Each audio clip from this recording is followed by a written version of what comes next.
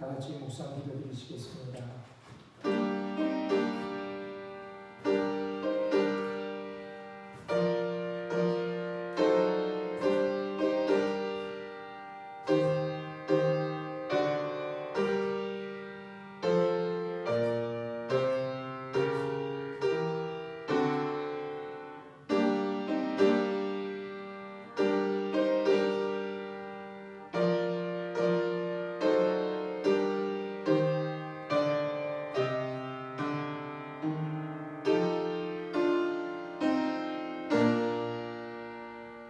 여호와여, 주께서 행하신 일로 나를 기쁘게 하셨으니 주의 손이 행하신 일로 말미암아 내가 높이 외치리이다.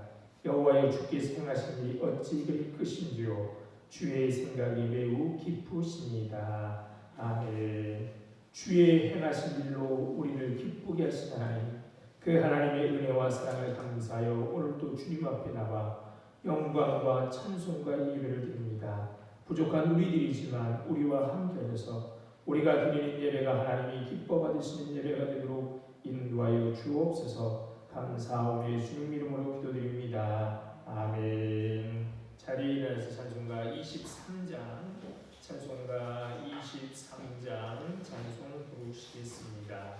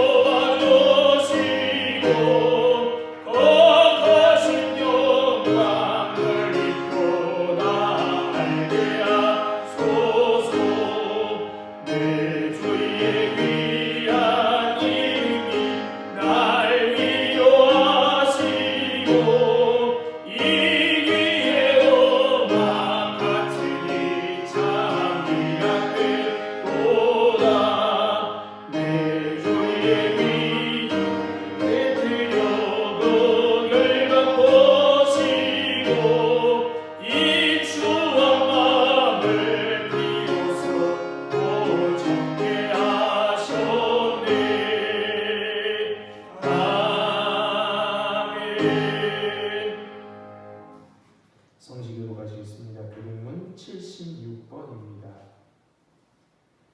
교동문 76번입니다.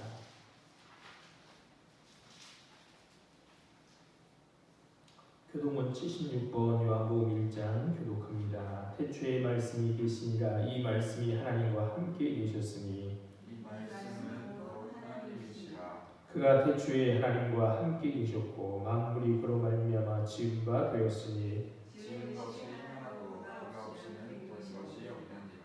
그 안에 생명이 있었으니 이 생명은 사람들의 빛이라. 빛이 어둠에 비치되 어둠이 깨닫지 못하더라. 참빛 곧 세상에 와서 각 사람에게 비추는 빛이 있었나니 그가 세상에 계셨으며 세상은 그로 말미암아 지은 바 되었으며 세상이 그를 알지 못하였고 자기 땅에 오매 자기 백성이 영접하지 아니하였으나 영접하는 자 곧 그 이름을 믿는 자들에게는 하나님의 자녀가 되는 권세를 주셨으니 이는 혈통으로나 육정으로나 사람의 뜻으로 나지 아니하고 오직 하나님께로부터 난 자들이라. 말씀이 육신되어 우리 가운데 거하심에 우리가 그의 영광을 보니 아버지의 독생자의 영광이요 은혜와 진리가 충만하라. 아멘. 다같이 사도신경하심으로 신앙 고백하시겠습니다. 전능하사 천지를 만드신 하나님 아버지를 내가 믿사오며 그 외아들 우리 주 예수 그리스도를 믿사오니 이는 성령으로 잉태하사 동정녀 마리아에게 나시고 본디오 빌라도에게 고난을 받으사 십자가에 못 박혀 죽으시고 장사한 지 사흘 만에 죽은 자 가운데서 다시 살아나시며 하늘에 오르사 전능하신 하나님 우편에 앉아 계시다가 저리로서 산자와 죽은 자를 심판하러 오시리라. 성령을 믿사오며 거룩한 공회와 성도가 서로 교통하는 것과 죄를 사하여 주시는 것과 몸이 다시 사는 것과 영원히 사는 것을 믿사옵나이다. 아멘.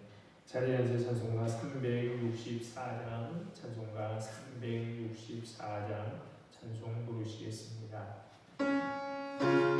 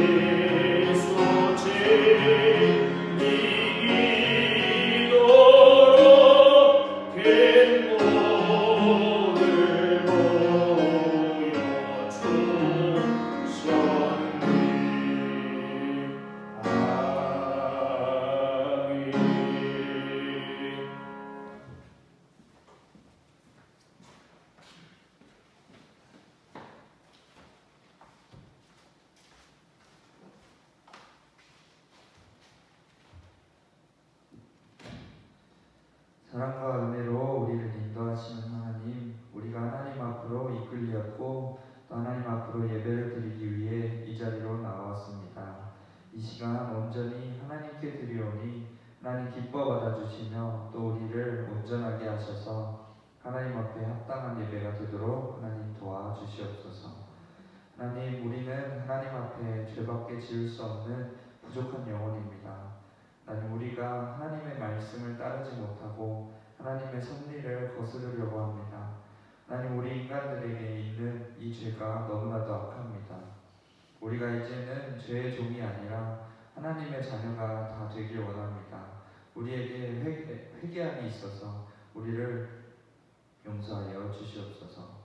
하나님, 우리의 목마름을 채워주시옵소서. 세상에 참 많은 것들이 우리를 채우지만 아무것도 우리의 문제의 근원을 해결해 주지 못함 고백합니다. 주님, 우리가 이 목마름 때문에 죄를 저지르고 또 하나님을 떠나지 않도록 하나님 도와주시옵소서. 우리에게 채워지지 못한 것이 있다면 하나님 앞에 나오게 하시고 또 하나님께서 채워주시옵소서. 우리 교회를 위해 기도합니다. 우리가 하나님 앞에 참 부족합니다. 그러나 우리에게 성령의 불과 같은 그런 마음을 주셔서 우리가 하나님을 위해 살지 않을 수가 없는 그런 삶 허락하여 주시옵소서. 이 교회가 정말 주님의 몸이라면 우리가 이 안에서 온전히 힘을 쏟게 하시옵소서. 따지고 재보고 합리적인 것을 찾는 것이 아니라 주님의 말씀이라면 그것으로 되는 우리가 되게 하여 주시옵소서. 그러한 과정 중에 하나님, 참 많은 고난과 고민이 우리 각자에게 있을 줄 압니다. 하나님, 우리를 눈여겨보시고 그 일들이 우리에게서 떠나가게 하여 주시옵소서. 우리가 주님을 따르는데 방해되는 것이 없도록 하나님 인도하여 주시옵소서. 우리가 정말로 하나님께 붙들려서 하나님만을 찾아 의지하는 그런 복된 자가 하나님 다 되게 하여 주시옵소서. 이제 말씀 듣습니다. 하나님의 말씀이 우리를 온전하게 합니다. 우리를 온전하게 채우셔서 우리가 하나님께 쓰임받는 자가 되기까지 우리를 말씀으로 가르쳐 주시옵소서. 말씀 전하실 목사님께 항상 함께 하시오니 우리를 가르치고 또 주님의 말씀을 전할 때 온전히 하나님께 사로잡혀 있는 자가 되게 하나님 인도하여 주시옵소서. 항상 감사드리며 예수님의 이름으로 기도드립니다. 아멘.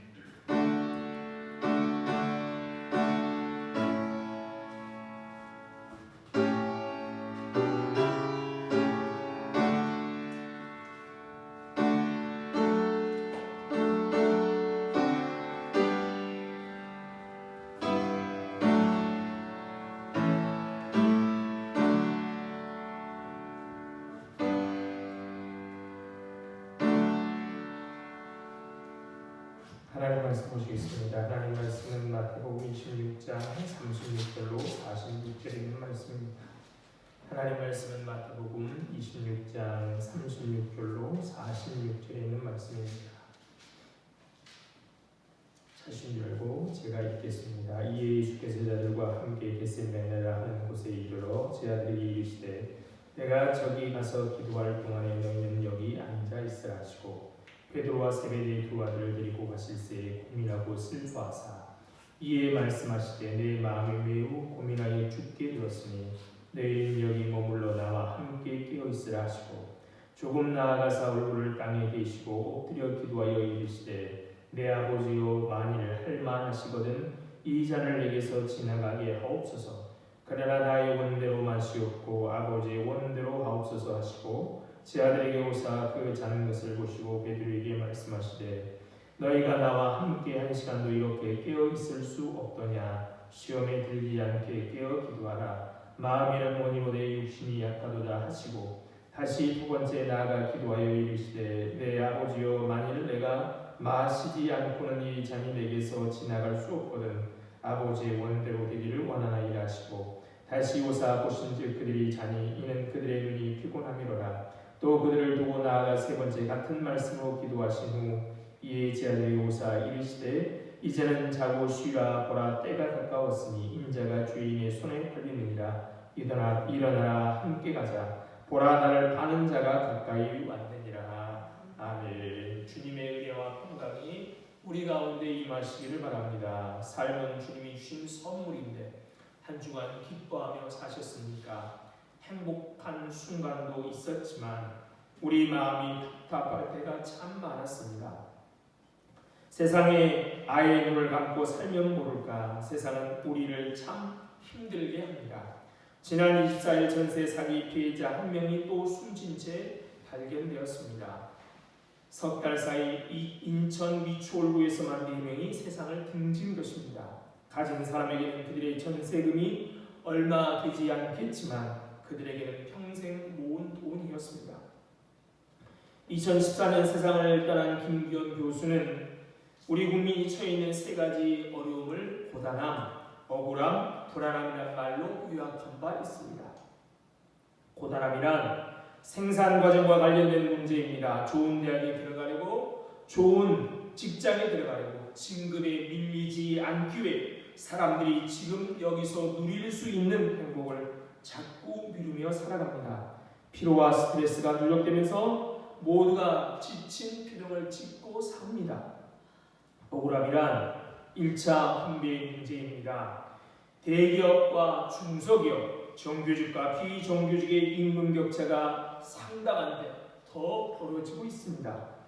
똑같은 노동을 하고도 받는 임금이 다르니 억울합니다. 불안함이란 2차 분배 과정 즉 복지의 문제입니다. 우리 사회는 여전히 아이를 안심하고 낳을 수 없고 노인에 대한 불안감을 여전히 떨쳐버릴 수 없습니다. 혐오, 범죄가 빈번하게 일어나고 약자 괴롭히가 일상이 되어가고 있는 현실 속에서 우리는 조마조마하게 살아갑니다. 장기판 뒤집듯 세상에 한번 뒤집혔으면 좋겠다는 생각이 들 때도 있습니다. 이런 세상에서 예수 그리스도의 복음은 어떻게 받아들여질까요? 복음의 핵심은 십자가를 지는 거죠. 복음의 핵심인 십자가는 남을 살리기 위해 자기를 희생하는 것을 상징합니다. 바울은 십자가의 도가 멸망하는 자에게 미련한 것이요 구원받은 우리에게는 하나님의 능력이라고 말했습니다. 구원받은 우리에게는 하나님의 능력이다. 이 고백이 우리에게 적실합니까? 안팎으로 우리 삶을 뒤흔들어 놓고 있는 세속의 물결 속에서 십자가를 든든히 붙잡고 사십니까? 초대교회 교인들이 그 힘겨운 나날을 견딜 수 있었던 것은 주님께서 다시 오신다는 굳건한 믿음이 있었기 때문입니다. 지금은 비록 박해와 천대를 받고 있지만 주님이 오시면 그 모든 억울함이 해소될 것이라는 믿음으로 살았습니다. 하지만 오시겠다고 하시는 주님의 재림이 자꾸 지연되는 것처럼 보이자 하나 둘 사람들이 실망하기 시작했고 세상 사람들은 믿는 사람을 비웃었습니다. 주께서 강림하신다는 약속이 어디 있느냐? 조상들이 잔 후부터 만물이 처음 창조될 때와 같이 그냥 있다. 이럴 때 어떻게 살아야 할까요? 우리가 믿는 것과 우리가 사는 현실이 괴리감이 느낄 때 어떻게 살아야 할까요? 억울하고 고단하고 불안한 이 세상을 우리는 어떻게 살아야 될까요? 오늘 본문의 예수님 상황도 그렇습니다. 아버지의 뜻대로 십자가를 지러 온 이 세상에 오셨고 이제 밤이 지나면 그 십자가를 지셔야 하십니다. 물론 예수님 당신이 그 길을 선택하셨습니다. 어쩔 수 없이 밀려서 이 땅에 오신 것이 아니라 당신이 그 길을 선택하셨습니다. 그러나 그 길을 주님 자신이 선택하셨지만 십자가를 지고 죽어야 한다는 것을 생각할 때 주님의 마음은 너무나도 고통스러웠습니다. 이 땅에 오신 예수님은 우리와 같은 인간이셨기 때문이죠. 그러기에 자신의 안일과 하나님 나라의 대의 사이에 갈등하셨습니다. 이럴 때 예수님은 어떻게 하셨습니까? 십자가를 져야 하는 것은 당연한데요. 내가 또 그 십자가를 지겠다고 했지만 막상 십자가가 다가오자 불안하고 염려와 걱정이 앞을 막습니다. 이때 예수님은 어떻게 하셨습니까? 기도하셨습니다. 남에게 보이기 위해 기도하는 것이 아닙니다. 하나님이신 예수님은 그저 십자가를 진 것이 아닙니다. 고민이었죠. 혼에 차서 기도합니다. 누가복음에 의하면 예수께서 힘쓰고 애써도 간절히 기도하시니 땀이 땅에 떨어지는 핏방울같이 되었더라. 그냥 모양새에 갖추려고 형식적으로 기도하는 것이 아닙니다. 정말로 혼에 찬 기도했죠. 힘쓰고 애써도 간절히 기도하니 땀이 땅에 떨어지는 핏방울처럼 되었다. 제자들과 함께 겟세마네 올라가신 주님은 제자들에게 내가 저기 가서 기도할 동안에 너희는 여기 앉아 있으라고 하시고 베드로와 요한과 야고보를 데리고 가서 내 마음이 매우 고민하여 죽게 되었으니 너희는 여기 머물러 나와 함께 깨어 있으라라고 하셨습니다. 그리고 주님은 기도하시죠. 그런데 내 마음이 고민하여 죽게 되었으니 너는 여기 나와 함께 있으라고 말한 세 명의 제자는 어떻게 합니까? 잡니다. 그들은 깨어 기도하지 않고 주님의 책망에도 잠만 잡니다. 도움은커녕 민폐이지요. 그런데 왜 주님이 그런 제자들을 데리고 가셨을까요? 첫째는 기도를 가르치기 위함이었습니다. 주님이 제자들의 자는 모습을 보시고 깨우시며 기도하라고 말씀하신 것은 제자들의 도움을 청하기 위해서는 제자들을 가르치고 싶은 의도가 있었습니다. 주님은 우리와 같은 사람이시지만 또한 주님은 하나님이시기에 제자들의 심정을 너무나 잘 알고 있죠. 그런데도 그들을 데려간 이유가 무엇이냐? 바로 기도를 가르치기 위함이었습니다. 당신의 기도도 기도이고요. 당신의 상황도 기도할 수밖에 없는 상황이지만 제자들을 가르치고 싶었던 것이죠. 절망 가운데 한숨 쉬고 단식하는 것이 아니라 기도할 것을 바라셨습니다. 기도만이 어떤 환경과 상황에서도 그 문제를 풀어가는 능력이요 통로이기 때문입니다. 복음서를 보면 하나님 예수님의 행적을 기록하고 있는 복음서를 보면 예수님의 가르침 중에 많은 부분이 기도에 관한 것입니다. 구하라 찾으라 문을 두드리라. 또 누가복음 18장에 보면 과부의 비유를 들어가면서 재판관과 과부의 비유로 기도에 대해 말씀합니다. 우리 주님은 기도를 가르쳤을 뿐만 아니라 직접 기도하는 삶을 사셨습니다. 이 땅에 육신을 입고 오신 하나님은 기도로 사셨고 기도해야 할 것을 우리에게 가르치셨습니다. 주님은 언제 기도해야 할지를 가르쳐 주셨습니다. 언제 기도해야 됩니까? 에베소 6장 18절에 이렇게 말하죠. 모든 기도와 간구를 하되 항상 성령 안에서 기도하고 이를 위하여 깨어 구하기를 항상 있으며 여러 성도를 구하라. 항상 기도해야만 합니다. 주님은 공생의 사역을 시작하기 전 광야에서 40일 동안 기도하고 금식하고 기도하고 공생을 시작했고요. 세례 받으러 가실 때도 제 아들을 선택할 때도 역시 주님은 기도하셨습니다. 자신이 지치고 힘들 때도 기도함으로 하나님의 능력을 덧입으셨습니다. 광야의 물고기 2마리와 보리떡 5개를 들고 5,000명을 먹이실 때도 주님은 하늘을 우러러 기도하셨습니다. 귀신 들린 자녀를 고쳐주시면서 주님은 기도 외에는 이런 능력이 나갈 수 없다고 분명히 말씀하셨습니다. 이 일에 중압감이 밀려올 때도 자신의 앞길이 막혀 무엇을 해야 할지 모를 때도 죽은 나사로를 무덤 앞에서도 우리 주님은 기도하셨습니다. 그리고 예수님 생애 중 가장 어려웠던 십자가를 앞둔 순간에도 변함없이 주님은 겟세마네에 올라가 기도하십니다. 언제나 기도하라고 말씀하셨고 주님 또한 언제나 기도하셨습니다.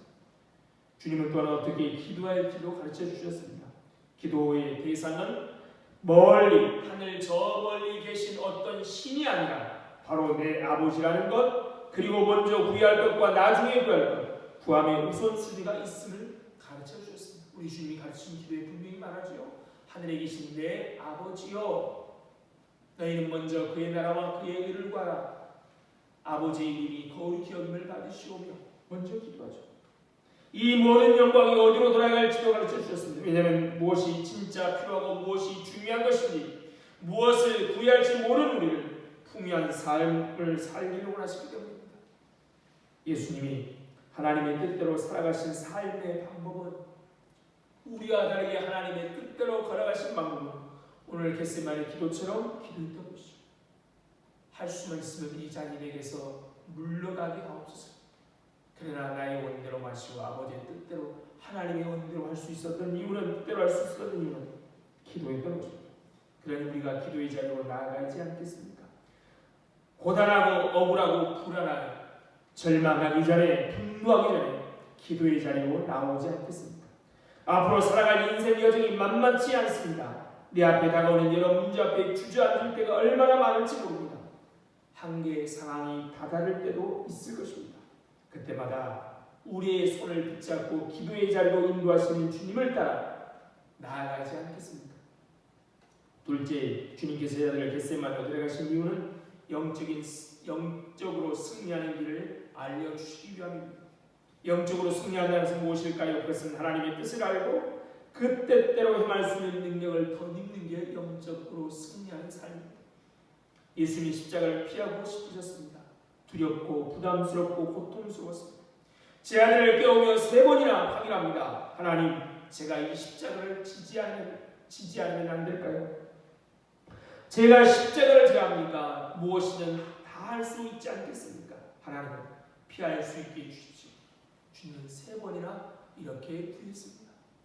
이 잔을 내게서 물러가 지나가게 하여 주옵소서.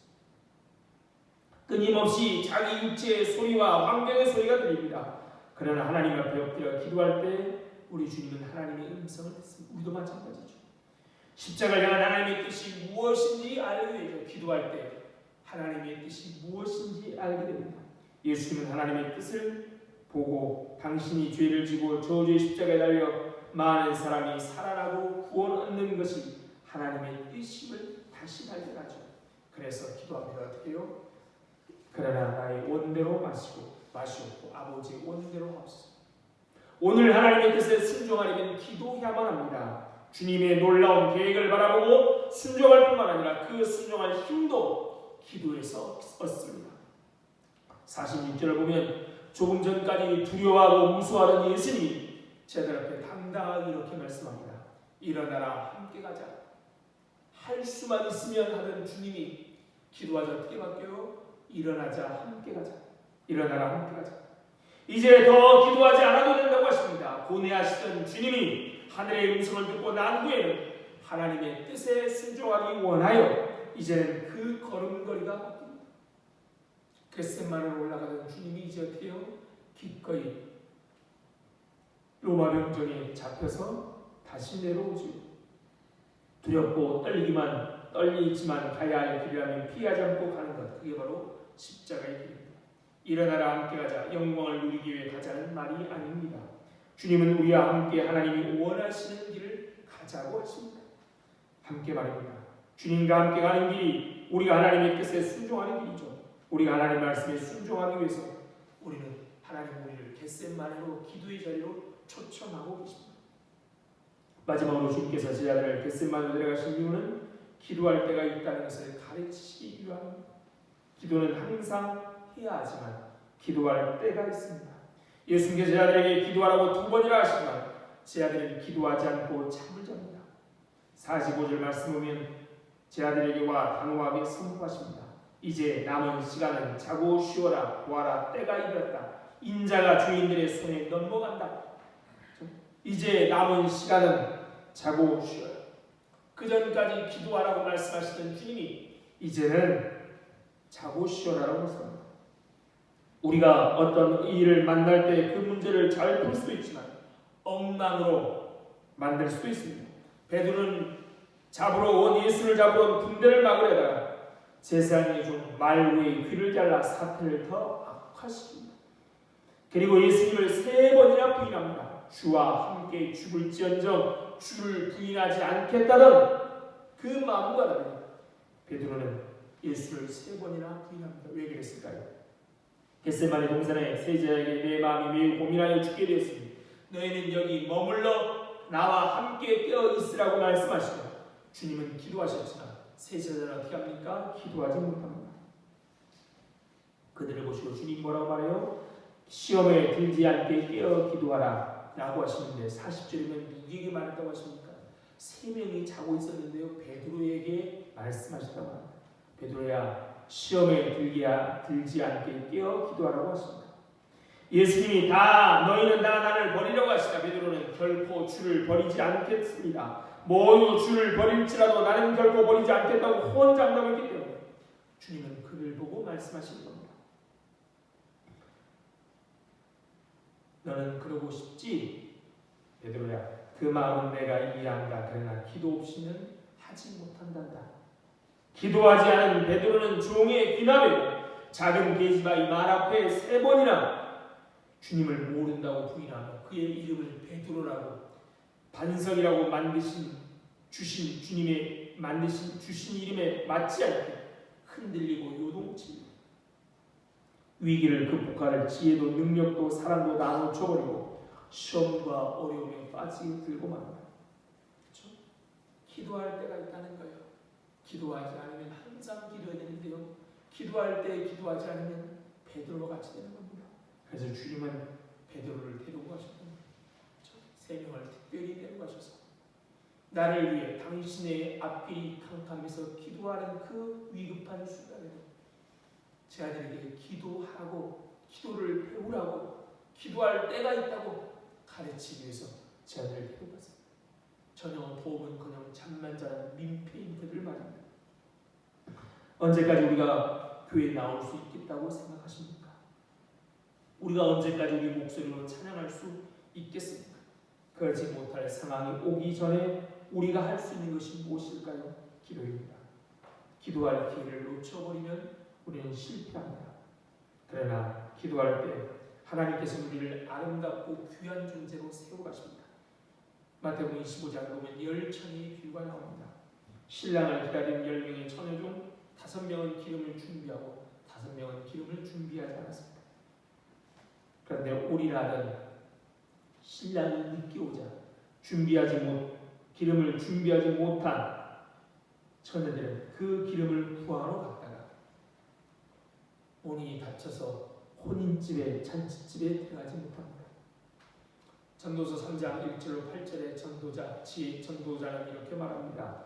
범사에 기한이 있고 천하만사가 때가 있나니 날 때가 있고 죽을 때가 있으며 심을 때가 있고 심은 것을 뽑을 때가 있으며 죽일 때가 있고 치료할 때가 있으며 헐 때가 있고 세울 때가 있으며 울 때가 있고 웃을 때가 있으며 슬퍼할 때가 있고 춤출 때가 있으며 돌을 던져버릴 때가 있고 돌을 거둘 때가 있으며 안을 때가 있고 안는 것을 멀리할 때가 있으며 찾을 때가 있고 잃을 때가 있으며 지킬 때가 있고 버릴 때가 있으며 찢을 때가 있고 꿰맬 때가 있으며 잠잠할 때가 있고 말할 때가 있으며 사랑할 때가 있고 미워할 때가 있으며 전쟁할 때가 있고 평화할 때가 있느니라. 때가 있죠. 기도할 때가 있습니다. 항상 기도해야 되지만요. 기도할 때가 있습니다. 그 기도의 때가 언제나 있는 게 아니에요. 그렇죠? 기도해야 할 때 기도하십시오. 예수님은 세자를 데리고 겟세마네 올라가서 기도해야 함을 가르치셨습니다. 언제 우리가 기도하지 않아도 될 때가 있습니까? 그럼 우리는 깨어 기도해야 합니다. 주님의 말씀처럼. 분명히 본문 41절에 주님은 깨어 기도하라고 말씀하십니다. 깨어 기도하는 것은 그러면 무엇일까요? 우리 주님은 참 답답한 상황을 만나셨어요. 하나님의 뜻과 다른 상황. 정말로 십자가를 지고 싶지 않은 마음의 소리가 우리 주님의 귀에 가득합니다. 그런데 한편으로는 그 하나님의 뜻대로 십자가를 져야 하는 그런 상황이에요. 그런데 하나님의 뜻을 따르지 말자는 마음의 소리, 사람들의 소리가 가득하다. 어떻게 해요? 이 고단한 삶을 겟세마네 기도의자로 나가죠. 그렇게 힘든 가정에서도 우리 주님은 전혀 도움도 안 되는 3명의 제자를 그 자리에 불러 함께 기도하자고 하십니다. 그러면서 깨어 기도하는 것을 가르치고 계신 것입니다. 우리에게도 말씀합니다. 깨어 기도하라. 기도할 때가 있다. 기도할 때가 지나기 전에 기도하라는 겁니다. 그러면 깨어 기도하라는 말은 무엇입니까? 잠도 자지 말고 기도만 하라는 말씀입니까? 첫 번째 깨어 기도하라는 말은 주님과 함께 이어야 합니다. 최후의 만찬을 마치신 주님의 제자들과 함께 겟세마네로 올라가셨습니다. 겟세마네라는 그 뜻은 기름을 짜는 곳이라는 뜻입니다. 예수님은 여기서 평소처럼 힘을 다해 기름 짜듯이 기도하셨습니다. 그때 흐르는 땀방울이 핏방울처럼 되었습니다. 예수님이 그렇게 핏땀을 흘려 기도하시는데 제 아들은 그러지 못합니다. 38절은 우리의 가슴을 아리게 합니다. 내 마음이 매우 고민하여 죽게 되었으니 너희는 여기 머물러 나와 함께 있으라. 예수님은 나와 함께라고 말씀하십니다. 그런데 주님이 그렇게 생명건 기도를 하는 시간에 제 아들은 잠만 잡니다. 성경은 그 제 아들의 마음은 원이었지만 육신이 피곤함으로 일한 것이라고 애들로 변명해 주지요. 그러나 주님과 함께 죽겠다는 제 아들이 주님이 피땀 흘리며 기도하시는 시간에 잠을 잔다는 것은 몸은 주님과 함께 있어도 마음은 주님과 함께하지 못했다는 겁니다. 기도로 승리하신 주님은 다시 함께라고 말씀하십니다. 일어나라 함께하자. 얼마나 진지한 말씀입니까? 우리가 함께한다는 것은 좋은 것만 함께한다는 뜻이 아닙니다. 아픔도 불행도 함께한다는 것. 언제나 주님과 함께하는 것, 이게 바로 깨어 기도하는 겁니다. 깨어 기도한다는 얘기는 24시간 내내 기도한다는 게 아니라요, 하나님 예수님과 함께한다는 것, 하나님과 함께한다는 것. 어떤 상황에서 좋을 때만이 아니라 힘들고 어려울 때 말입니다. 두 번째, 깨어 기도한다는 것은 하나님의 뜻을 깨달아 그 뜻에 나를 불복시키는 겁니다. 39절 40절에 주님은 이렇게 기도합니다. 내 아버지여, 만일 할만하시거든 이 잔을 내게서 지나가게 하옵소서. 그러나 나의 원대로 마시옵고 아버지의 원대로 없소서. 내 아버지여, 만일 내가 마시지 않고는 이 잔이 내게서 지날 수 없거든 아버지의 원대로 되기를 원하노라. 이렇게 주님은 하나님의 뜻을 깨달아 그 뜻에 자신을 불복시키셨습니다. 이것이 깨어 기도하는 겁니다.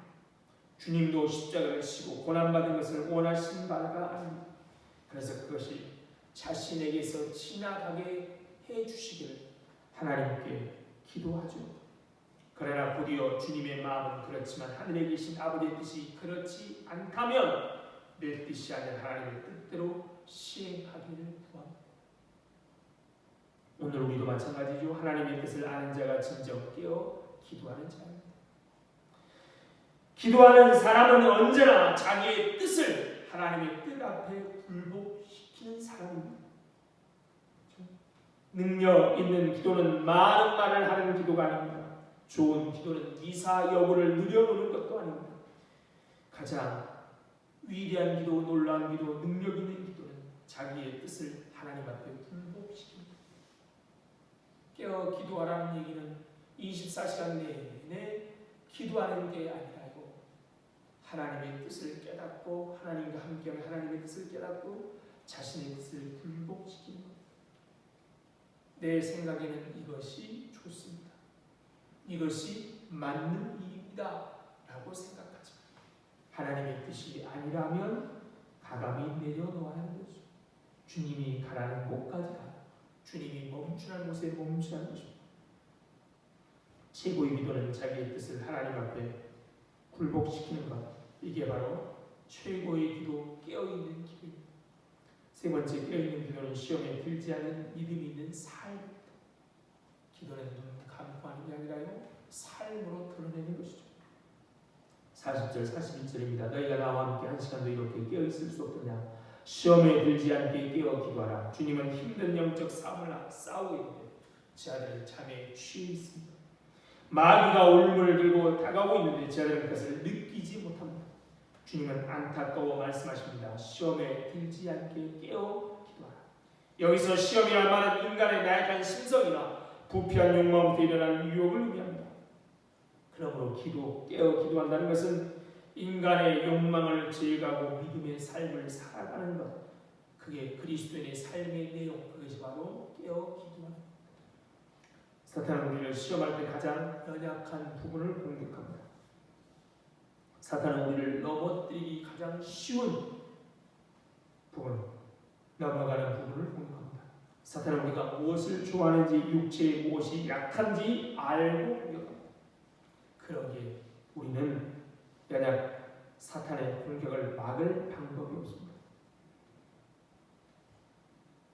사탄이 우리의 가장 약한 부분을 공격해 오기에 여지없이 우리는 넘어집니다. 그러기에 사탄의 공격에 넘어지지 않게 우리의 연약한 부분을 놓고 깨어 기도해야만 합니다. 깨어 기도하지 않으면 우리는 넘어지기 쉽습니다. 우리는 깨어져 내 영혼과 육체와 믿음을 지켜야 하는 것이죠. 내가 깨어있지 않으면 지킬 수 없습니다. 믿음으로 살 수 없습니다. 사탄은 오늘도 우리의 신앙을 넘어뜨리려고 우는 사자와 같이 삼킬 자를 두루 찾아다닙니다. 그러기에 시험에 들지 않도록 깨어있어야 하는 것이죠. 깨어있는 것, 그게 바로 믿음으로 사는 겁니다. 새가 내 머리 위로 지나가는 것은 내가 어찌할 수 없습니다. 그러나 새가 내 머리 위에 둥지를 틀게 해서는 안 됩니다. 그렇죠? 사탄이 우리를 시험하게 하는 건 어쩔 수 없습니다. 그러나 시험에 들지 않도록 깨어 기도해야 합니다. 이것이 내가 해야 할 믿음의 책임입니다. 시험에 빠지지 않게 자신의 연약한 부분을 감지하고 그 부분을 놓고 늘 기도하고 깨어 기도하는 그러므로 믿음으로 사는 것, 그게 바로 깨어 기도하는 것. 안팎으로 우리의 삶이 뒤흔들 때, 아니 그것을 느끼지 못해도 우리는 깨어 기도해야만 합니다. 참 어리석어서 어려우면 그래도 기도하죠. 예수 믿는 사람이라면. 그런데 사탄은 그것도 못 느끼게 합니다. 정말로 어려울 때인지 못 느끼도록 하죠.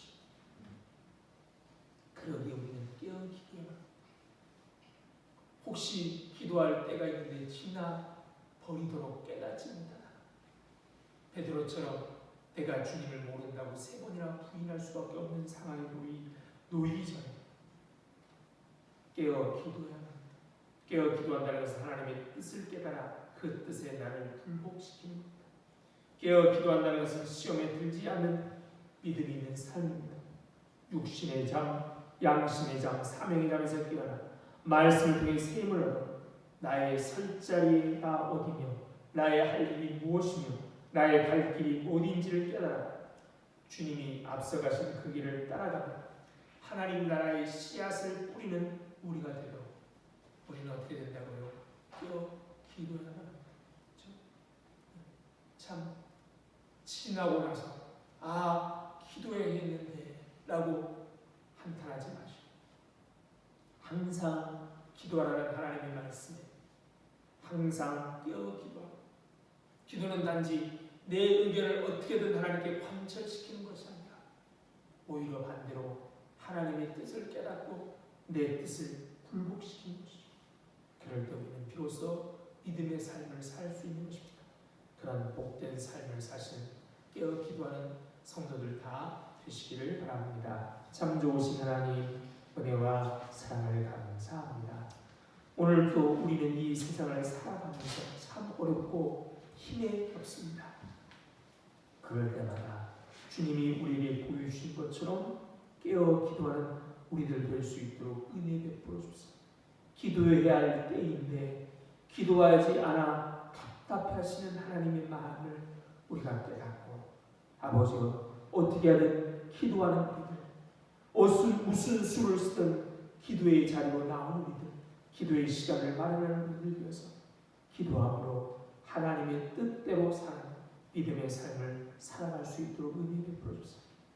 나만이 아니라 우리 교회를 바라볼 때마다, 우리 가정을 볼 때마다, 이 나라를 볼 때마다 기도하지 않으면 안 된다라는 마음을 주셔서 나를 위해서뿐만 아니라 다른 이들을 위해서 기도하는 우리들 위해서 하나님의 사람으로 바로 살아갈 수 있도록 역사해 주시고, 우리 공동교회가 기도의 자리에 사람들이 넘쳐날 수 있도록 함께하여 주옵소서. 감사하며 예수님 이름으로 기도드립니다. 아멘.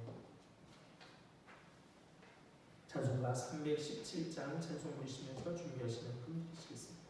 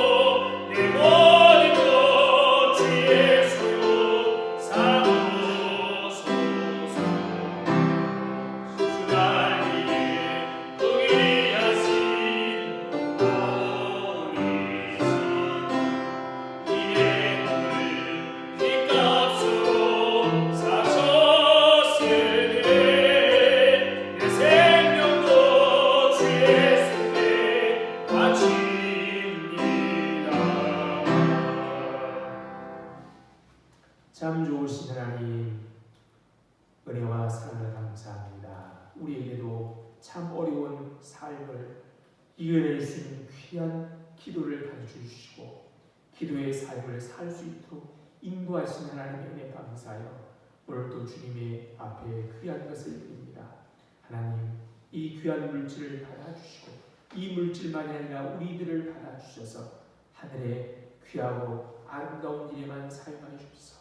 물질이 없어서 건강 때문에 기도하지 않아서 또는 믿음이 없어서 하나님의 영광을 가리지 않도록 미리미리 넉넉하게 채우셔서 하나님께 영광을 돌리며 살아갈 수 있도록 복 주옵소서. 참 경제가 어렵습니다. 이럴 때 직장, 사업처 하나님의 은혜 아니고는 어려울 수밖에 없음을 주님 앞에 고백하오니 주님이여 약속하신 대로 지켜주시고 기업이 되게 하여 주옵소서.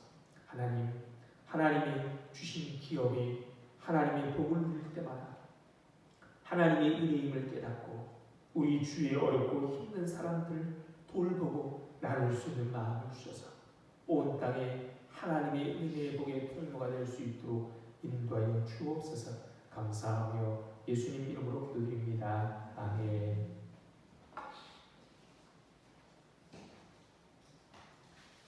할렐루야. 돌아오는 목요일인데요. 1일이 월요일이 아니라 목요일입니다. 목요일은 1일은 새벽 기도회는 얼싸 새벽 기도회로 모입니다. 우리 자리에 일어나서 인사하시겠습니다. 반갑습니다.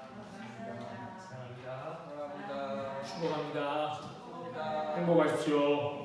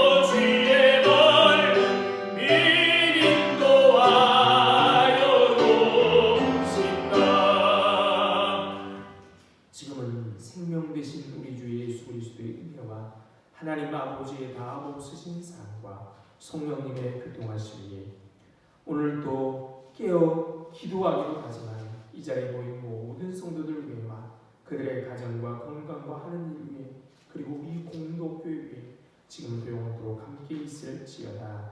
아멘.